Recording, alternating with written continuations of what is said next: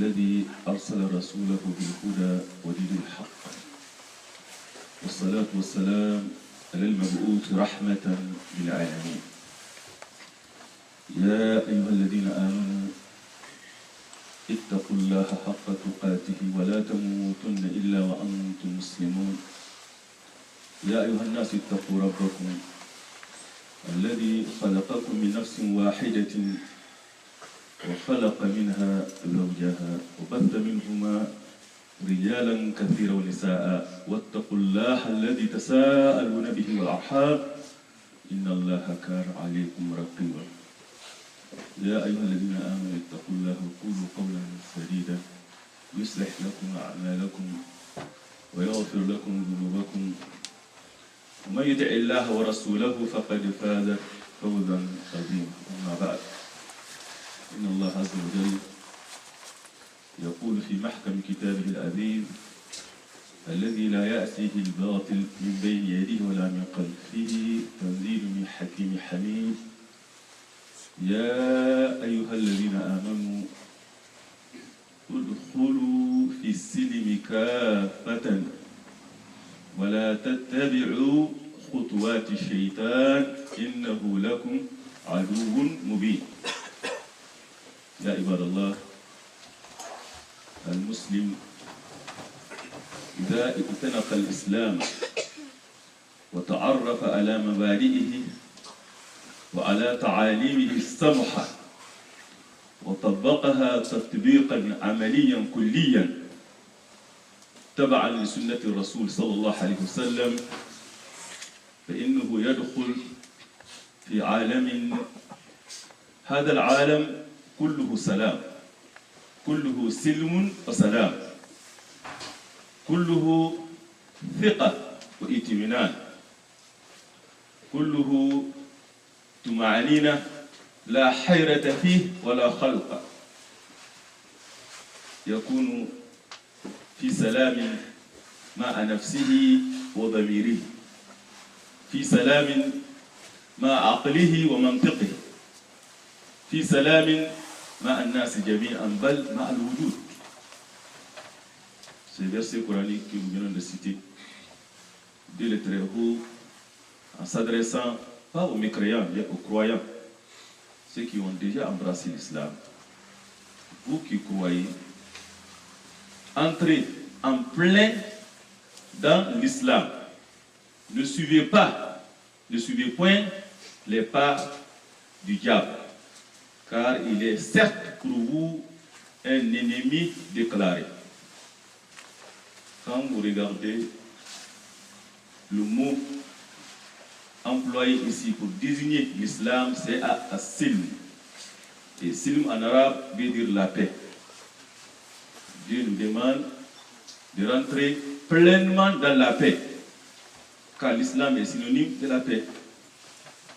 Et ça, dès qu'on rentre complètement en islam et qu'on n'arrive pas à prendre une partie et laisser une partie selon ce qui nous arrange, ou l'interpréter selon nos émotions et nos passions et nos penchants,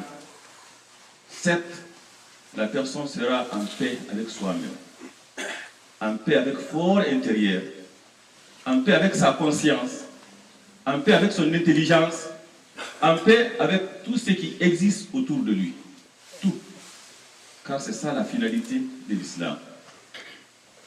Quand tu regardes ces versets coraniques, que nous apprend le récit de Isa alayhi salam en tant que bébé, jeune, grand, nous parle très bien, nous identifie quel est l'objectif de l'islam.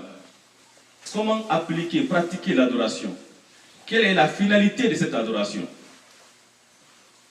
Ya ukhta Haroun, ma kana abuki imra'a saw, wa ma kanat ummuki baghiya.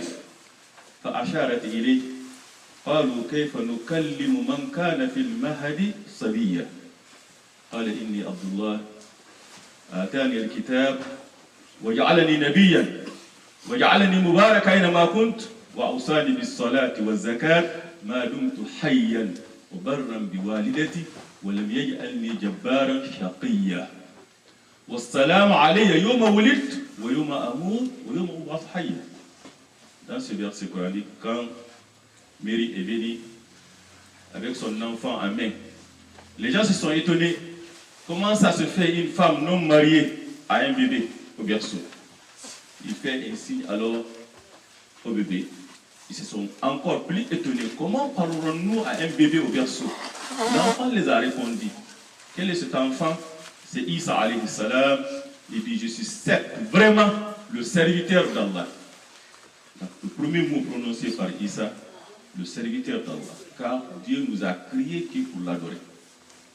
Et il m'a donné le livre. Cette adoration ne se fait pas aveuglement. Ça se fait selon le livre.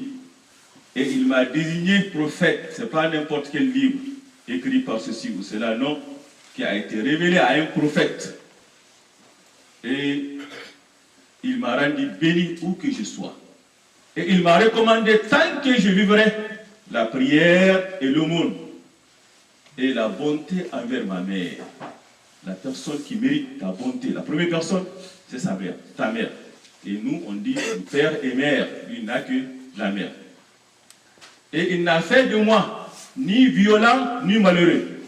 Et que la paix soit sur moi le jour où j'ai naquis, le jour où je mourrai et le jour où je serai ressuscité vivant. C'est ça l'islam. C'est pour cela le prophète sallallahu alayhi wa sallam, dans un hadith, an Fudala ibn Ubayd, radiyallahu anhu, قال قال رسول الله صلى الله عليه وسلم في حجة الوداع ألا أخبركم بالمؤمن المؤمن من أمنه الناس على أموالهم وأنفسهم والمسلم من سلم الناس من لسانه ويده والمجاهد من جاهد نفسه في طاعة الله والمهاجر من هجر ما نهى الله عنه أو كما قال رسول الله صلى الله عليه وسلم. Dans ce hadith, le prophète sallallahu alayhi wa sallam, dans le moment de pèlerinage d'adieu, quelques mois avant sa mort, car il les a dit clairement, il se peut que vous ne me verrez pas après cette année. Donc les conseils prodigués ces jours-là, c'était des conseils d'une grande qualité, d'une grande importance. Il a défini 4 éléments essentiels. La première chose, c'est qui est musulman, qui est vrai musulman, qui est le vrai croyant, qui est le vrai combattant mujahid, ce mot fameux mot qu'on entend partout, qui est le muhajir. Il dit al-muslim, man salima an-nasa min lisanihi wa yadihi, celui qui préserve les gens de sa langue, les méfaits de sa langue et de ses mains. Dans un autre hadith, il dit laysa al-mu'min bit-ta'an wala al-la'an wala al-fahish al-baghi. Le croyant n'est pas quelqu'un qui est vulgaire, qui est grossier, qui diffame, qui maudit. Non. Et ça, on le voit pratiquement avec Aïcha radiallahu anha, quand il était assis avec Aïcha radiallahu anha. مر واحد من اليهود فقال الصعم عليك فقال رسول الله صلى الله عليه وسلم وعليك فقالت عائشة رضي الله عنها عليكم الصعم ولعنة الله وغضب عليه فقال محلا يا عائشة عليك بالرفق وإياك بالفحش والأنف قال ما سمعت ما قال. Dans ce hadith, il était assis avec son épouse Aïcha. Quand l'un des gens du livre passe et il lui a sali. La salutation en islam, c'est as-salam, la paix soit sur vous.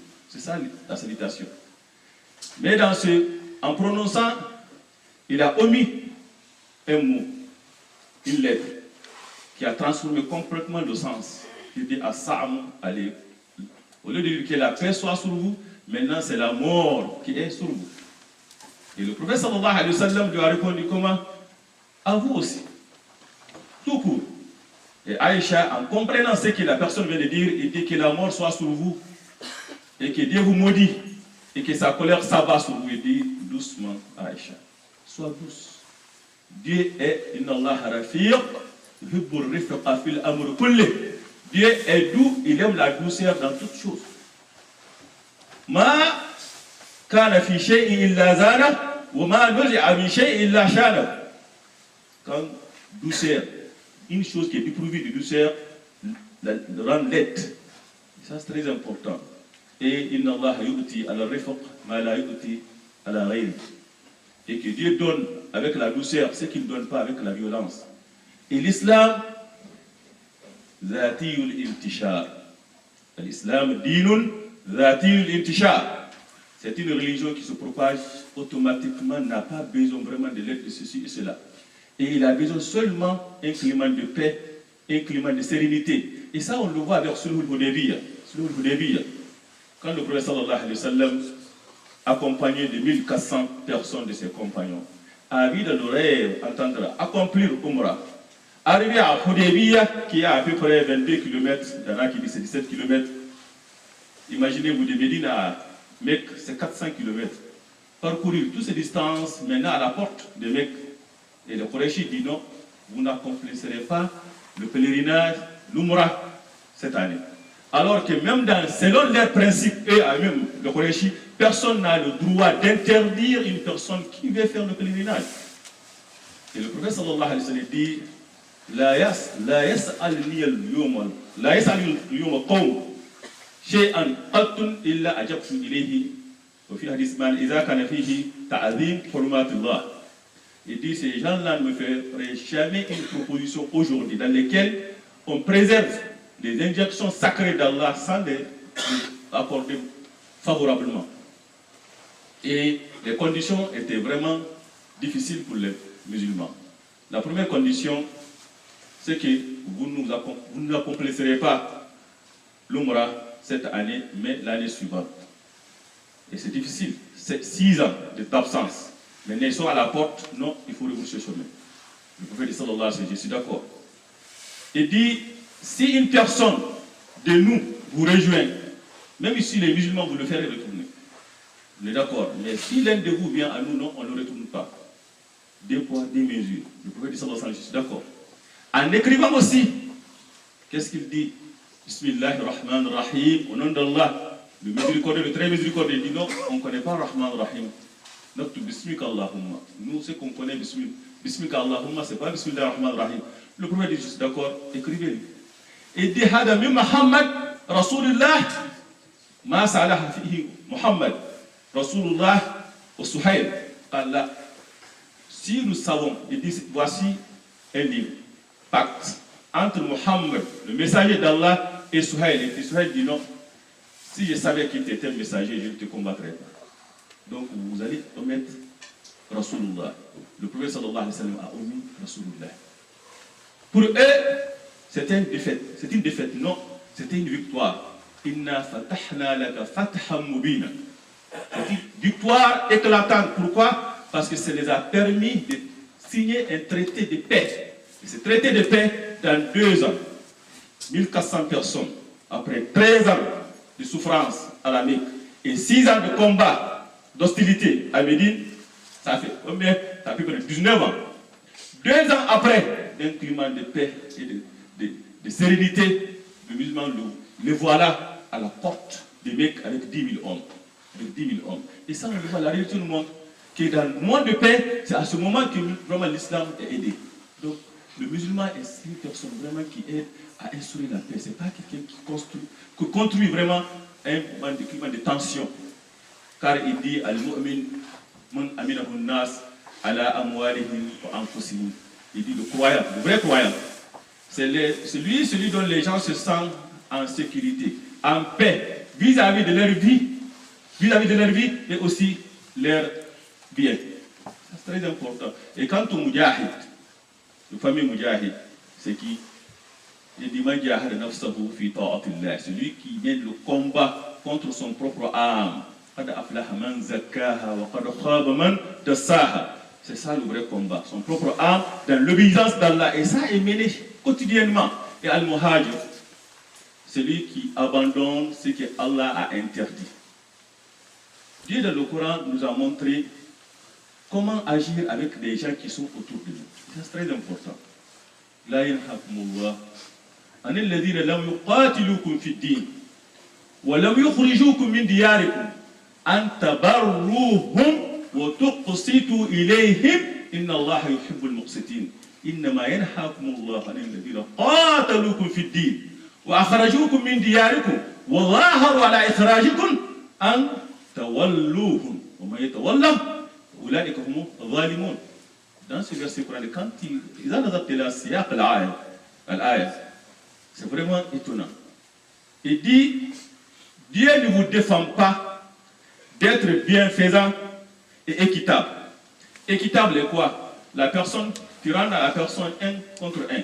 S'il est bienfaisant envers toi, tu sois bienfaisant avec lui. Mais quand tu dis bienfaisant, c'est plus que ça. Al-bar ou al-bir, c'est plus que ça. C'est le mot qui est employé entre l'homme et son père, et l'homme même avec son Seigneur. Dieu l'emploie ici avec le nom le croyant, le nom musulman. Il dit, Dieu ne vous défend pas d'être bienfaisant et équitable envers ceux qui ne vous ont pas chassé de vos demeures et ils ne vous ont pas expulsé, ils ne vous ont pas combattu aussi pour la religion.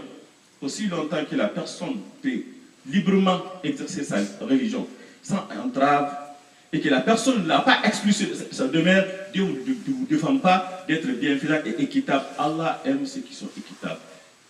Il lui dit à la fin, il vous défend seulement. Ici, vraiment, il encadre. Il encadre. Quand c'est vraiment, il encadre. Ceux qui vous ont combattu pour la religion, tu ne pries pas, tu n'exerces pas ta religion. À ce moment-là, le musulman doit se défendre pour exercer sa religion librement. C'est très important. Et ils ne vous ont pas chassé de vos demeures ou aidé à votre expulsion. Quiconque le prend pour allié. Ici, il dit quiconque prend pour allié. Et ça, c'est très important. C'est pour cela le conseil des imams du Québec, dont cette mosquée est membre, a émis un communiqué. Ce communiqué condamne complètement toutes ces choses-là qui se font contre les non-musulmans ou contre les innocents, que ce soit contre les musulmans ou les non-musulmans. Le voyage dans lequel que je viens d'effectuer, cérémonie de clôture de cette compétition internationale de la mémorisation et de l'interprétation du Coran, il y a eu 3 intervenants. Le premier intervenant était Amin al-Am, et le deuxième était Abdulrahman al-Soudais, le grand imam. Et le troisième, c'était le ministre de l'affaires religieuses de l'Arabie Saoudite. Ces 2 personnes, j'ai vu vraiment que le tiers de leur discours était consacré de ce fléau. Car eux aussi, ils en souffrent. Hier, c'était en France, aujourd'hui, c'est Mali, demain, c'est où? Donc, c'est très important, ils le condamnent avec toute l'énergie. Que l'islam, c'est pas ça. L'islam, c'est pas ça.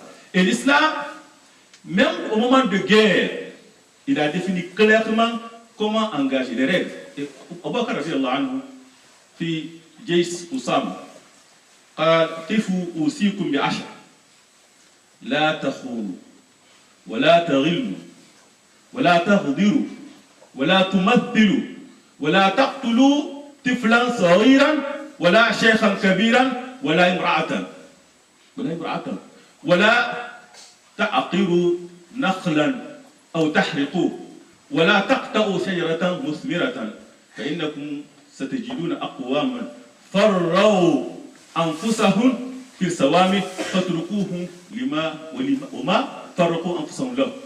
Dans ce conseil d'Abu Bakr qui vraiment qui définit clairement quels sont les engagements, les règles d'engagement, il dit arrêtez-vous, je vais vous conseiller. Ça c'est un moment de bataille. Il dit 10 conseils qui vous sont profitables aux batailles, champ de bataille. La première chose, ne commettez pas les tricheries et ne sois pas vraiment, ne divise pas sur le droit chemin et ne mutile pas un corps mort. Non, le musulman ne le fait pas. Ne tue pas un enfant, ne tue pas un vieillard, ne tue pas une femme, ne coupe même pas un arbre, surtout l'arbre qui donne des fruits. Et ne tue pas des bétail, ne le fait pas, il a les ma'akala, sauf si vous voulez vous nourrir. C'est ça l'islam. C'est ce que le prophète sallallahu alayhi wa sallam nous a prodigué. C'est très important.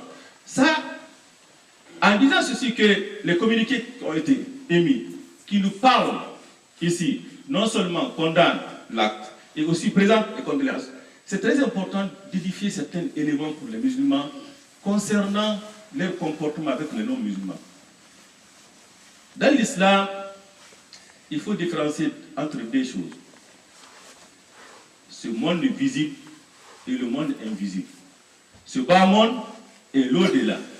Tout ce qui concerne ce monde visible, ce bas monde, je parle de ce bas monde, il appartient à tous ceux qui y habitent. Le musulman a l'obligation de coopérer avec tous ceux qui habitent sur cette terre concernant ce bas monde. Les affaires de ce bas monde, ça il faut le définir très clairement. Que ce soit les condoléances qu'il présente, que ce soit la salutation qu'il fait, que ce soit rendre visite, il doit à l'esprit qu'il agit selon les affaires de ce bas monde.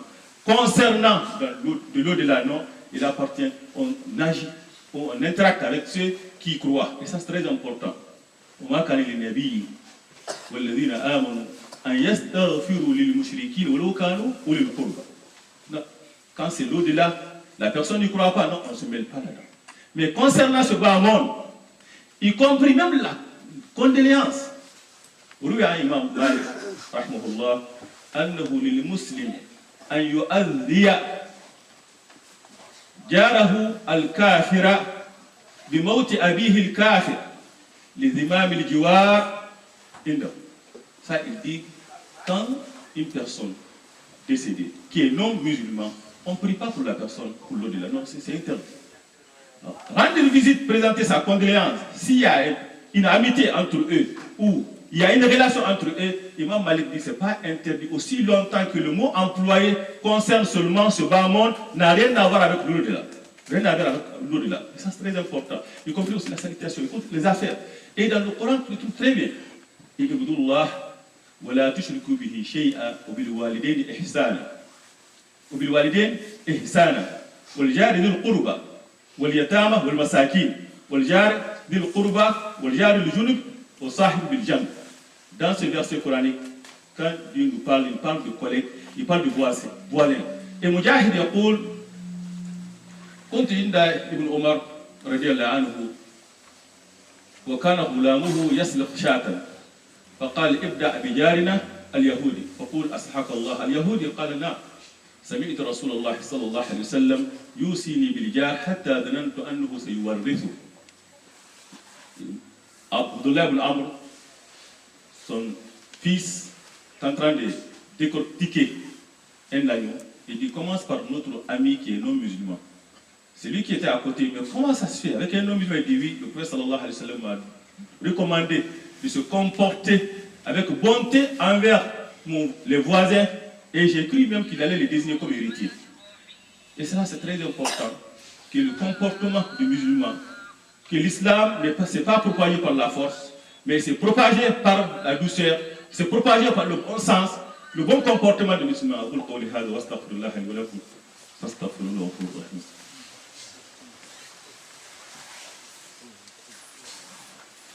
الحمد لله رب العالمين والصلاة والسلام على المبعوث رحمة للعالمين. Très chers frères et sœurs, quand on parle de l'extrême, on parle de l'extrême qui est condamné dans tous les deux côtés.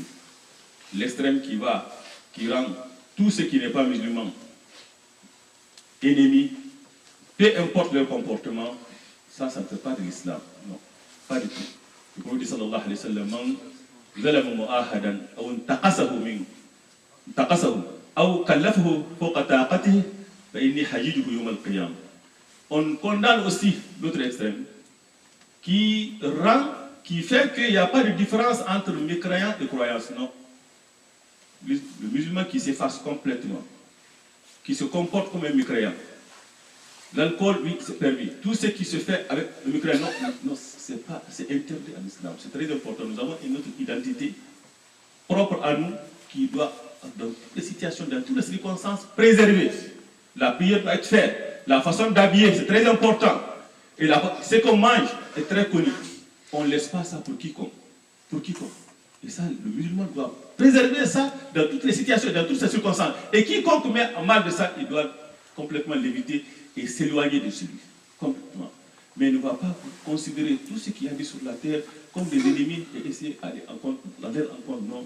C'est pas de l'islam, c'est pas de l'islam. C'est l'un de ce que nous venons de définir. Tout ce qui commet des violences, au nom de l'islam, on les demande vraiment, au nom de qui ils le font. Mais non, c'est pas au nom de l'islam. C'est pas ici de se justifier, mais c'est très important, des fois qu'on se parle et faire montrer aux gens ce sont non-musulmans, c'est quoi le vrai islam? Le vrai islam, c'est la paix, c'est la fraternité, c'est l'amitié. Ça, c'est très important. Car, dit le très fort, nous t'avons envoyé que par miséricorde pour l'humanité tout entière. Inch'Allah, nous allons essayer de commencer khutbah plus tôt. Il y a des gens qui travaillent et ils ont demandé vraiment qu'on finisse le khutbah vers 20 ou la prière vers 20 afin qu'ils puissent travailler. Et ça, c'est très important. Je pense que le travail est aussi important, très important. ربنا تقبل منا انك السميع العليم وتب علينا يا مولى التواب الرحيم ربنا اتنا في الدنيا حسنه وفي الاخره حسنه وقنا عذاب النار ربنا لا تزغ قلوبنا بعد اذ هديتنا وهب لنا من لدنك رحمه انك انت الوهاب قوموا الى الصلاه يرحمكم الله. Oui, on va passer le